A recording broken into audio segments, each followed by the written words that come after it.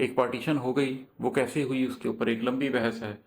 अंग्रेज का प्लान था सेकेंड वर्ल्ड वार के बाद दुनिया को कॉलोनियलिज्म के ज़माने से निकाला जा रहा था। इस्लामिक एस्केटोलॉजी के पॉइंट ऑफ व्यू से देखें तो दज्जाल के पहले दिन का निज़ाम ख़त्म हो रहा था और दूसरा दिन जिसके अंदर डायरेक्ट की बजाय इनडायरेक्ट कंट्रोल करना था उसका आगाज़ हो रहा था।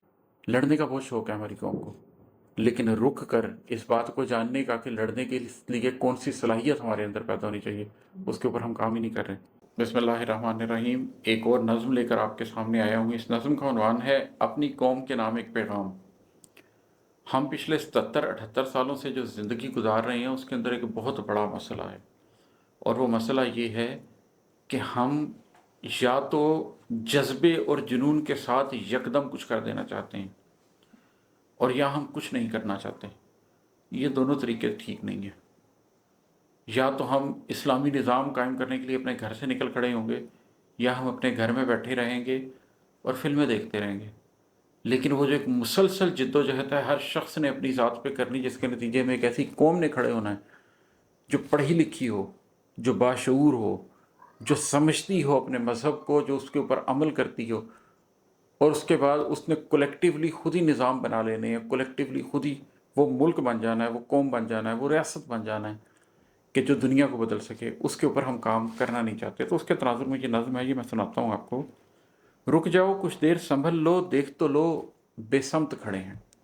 कोई डायरेक्शन नहीं है। हम आज तक फैसला ही नहीं कर सके। अपनी कौम की बुनियादी आइडियोलॉजी तक के ऊपर हमारे दरमियान झगड़ा पाया जाता है।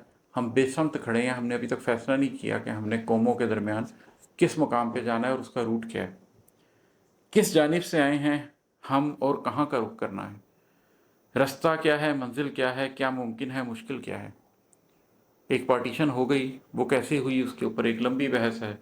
अंग्रेज का प्लान था सेकेंड वर्ल्ड वार के बाद दुनिया को कॉलोनियलिज्म के ज़माने से निकाला जा रहा था। इस्लामिक एस्केटोलॉजी के पॉइंट ऑफ व्यू से देखें तो दज्जाल के पहले दिन का निज़ाम ख़त्म हो रहा था और दूसरा दिन जिसके अंदर डायरेक्ट की बजाय इनडायरेक्ट कंट्रोल करना था उसका आगाज़ हो रहा था।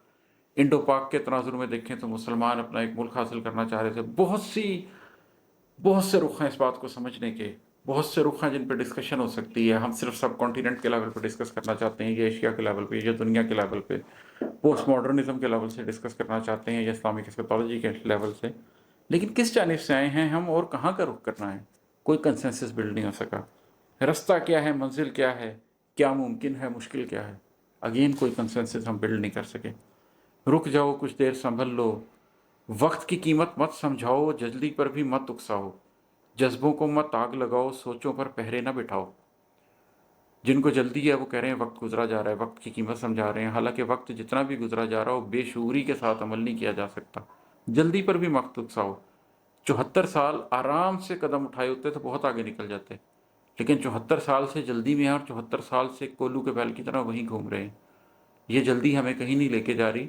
अगर हम रुक जाते और एक पॉलिसी ऐसी बना लेते जो हमारी पूरी कौम की आवाज़ होती, तो हम कहीं पर चले जाते। जज्बों को मत आग लगाओ। उसके बाद एक मुकम्मल 25-30 साल हमने जज्बों को आग लगा कर गुजार दिए। कभी जहाद के नाम पर, कभी किसी नाम पर, कभी किसी नाम पर जज्बों को आग लगा कर हमने अपनी दहाइयाँ ज़ाया कर दी। सोचों पर पहरे ना बिठाओ। फिर हमारे अंदर से जो लोग उठे, जो इंटेलेक्चुअल उठा, जिसने कोई आवाज़ उठाई, हमने उसकी बात ही नहीं सुनी। हमने उसको किसी ना किसी लेबल लगाकर लोगों की सोचों पर पहरे बिठा दिए और इंडिपेंडेंट थॉट का रास्ता बंद किए रखा इस कौम के अंदर। बात को समझो, पहले अपनी ज़ात को समझो, नेशनल आइडेंटिटी को समझो। पहले अपने अंदर फैली काली नागन जैसी रात को समझो।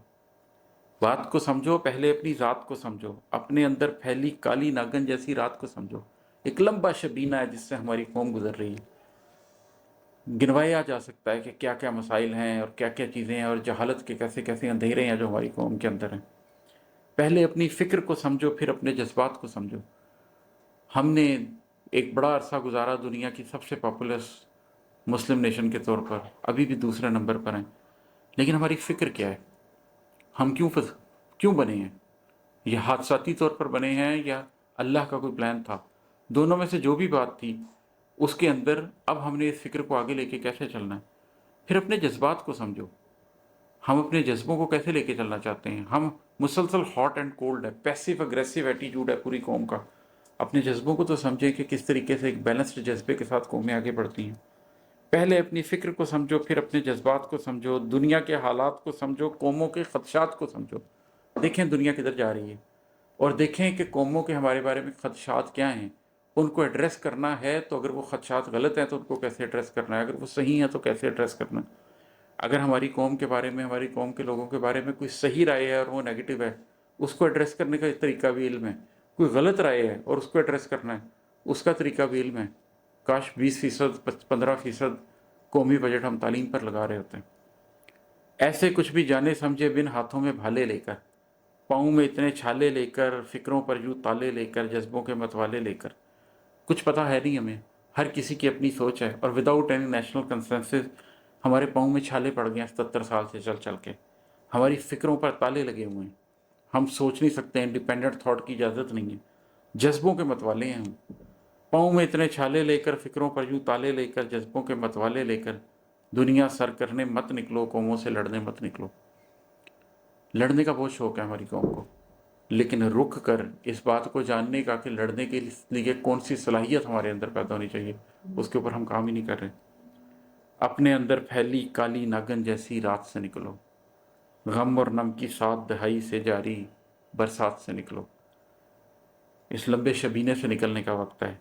مسلسل غم ہے، اس کے نتیجے میں مسلسل رونا دھونا ہے، اس برسات سے نکلنے کی ضرورت ہے۔ رک جاؤ، کچھ دیر سنبھل لو، دیکھ تو لو بے سمت کھڑے ہیں، کس جانب سے آئے ہیں ہم اور کہاں کا رخ کرنا ہے۔